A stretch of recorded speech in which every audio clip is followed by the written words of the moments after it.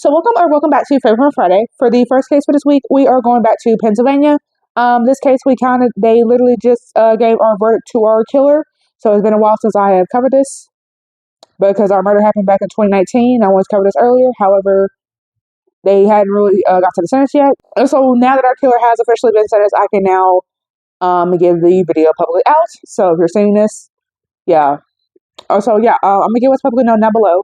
Of course, as always, if you know anybody involved in the case, whether it's the killer, the victims, because we unfortunately do have two victims in this case, definitely always do down below. Sources down below as always. I'm gonna quit my rambling and let's get started. So Lisa Synder, the woman that we're discussing for this case, she was born in 1983. That's an estimate. Don't even have a date of birth or even natural year. We're just guessing at this point. It said when she was 16, she would have a son by the name of Owen. And then after Owen, she would then have Connor, who was born October 12th, 2010. So that was yesterday because I'm recording this October 13th. And then she had a daughter named Brentley, who was born August 4th, 2015. And at some point in 2014, Connor and Brentley would actually get taken away from Lisa because apparently Owen, I guess, was staying with some of his relatives. So at this point in the house, it's only Lisa, Connor, and Brentley for context. Okay. And so then sometime in February 2015, they get returned to Lisa. Apparently, sometime after this, Lisa would start talking to a man who is not publicly named, but I at least imagine the police know who this man is. At least I hope they do. And apparently she starts talking to him through Facebook. And apparently this man had a fetish for bestiality, which is basically humans having sex with animals. And so Lisa had a dog. And so you can imagine she was over here sending videos of herself doing things with the dog because this man, I guess, had a fetish for it.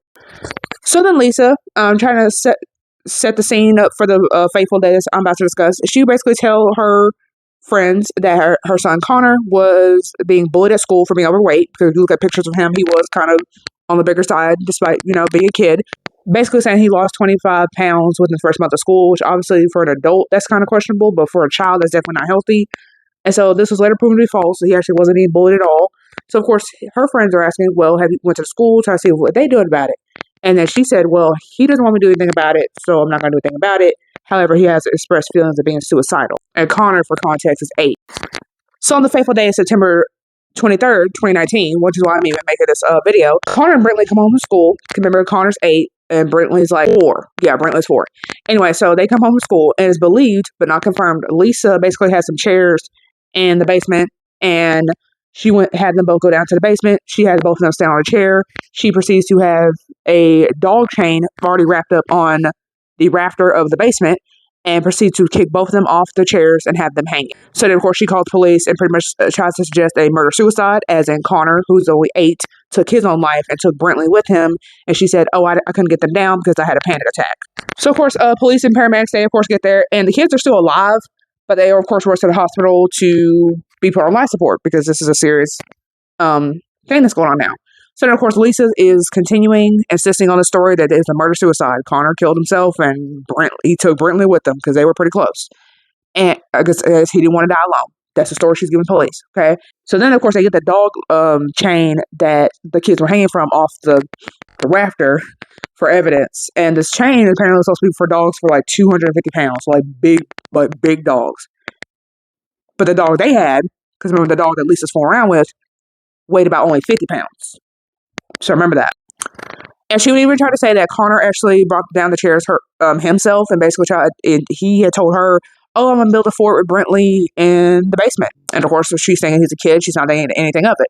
So then, of course, when asked about the bullying again, because she's the one saying that Connor was getting bullied at school, she would say, oh, I don't know much about it. Even though earlier, apparently she went into like much detail about it. So, of course, that's conflicting in itself. So apparently Connor, I guess, had a occupational therapist who basically was trying to help him with his limbs because she was basically saying, look, it's physically impossible for him to even hang himself, let alone himself and Brentley, and be able to tie those knots the way he was able to. Because there would have been at least somewhat of an error. Because again, this kid's fucking 8. Okay? And so both kids are sadly taken off life support on the 26th. Because remember, the hanging happened 23rd. So they're taken off life support 3 days later. So now they're both officially dead. Both kids have their organs donated, and Lisa has the audacity to create a Facebook page in memory of both children that she has now killed. And of course, police, they wind up finding 3 phones that belong to Lisa, one of which being a Samsung Galaxy Note 9, which apparently that's the phone that she said went missing. This happened to go missing the day of the hangings. And they found that phone actually connected to a Bluetooth in her car the day after the kids were taken off life support. So then apparently she would go to an acquaintance's house, basically saying she was worried about what the police were going to find on this phone because she had used Connor's account instead of her account to search up some particular things. So I guess it wouldn't show up on her. And these searches included, and I'm using exact words here, the exact words she typed in. So don't come for me if the grammar's wrong. That's on her, okay? Carbon monoxide in a car, long to die. So I guess trying to figure out, does carbon monoxide kill you? Like, if you're in a car for a long time, which it does, okay? Almost Got Away with It, which is a TV show regarding, like, murders and stuff. And then Almost Got Away with It, best episodes. Hanging Yourself.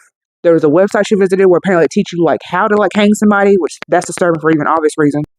Does a hybrid car, so I guess they had a hybrid car, does it produce carbon monoxide?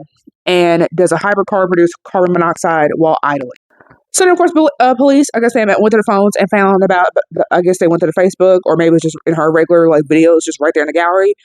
Either way, they found about the bestiality, and they proceed to, we need to go find this dog. The dog is with a friend in West Virginia. So they eventually go get the dog, I guess to go test them, make sure the dog was okay. Nothing's really said about the dog after that. Oh, it was also revealed that the dog chain that the kids hung from, she actually bought that the morning of the murders. So apparently, like, while the kids were at school from Walmart. So then Lisa is charged with first-degree murder, third-degree murder, tampering with evidence, endangering the welfare of children, her 2 children that she killed, and bestiality.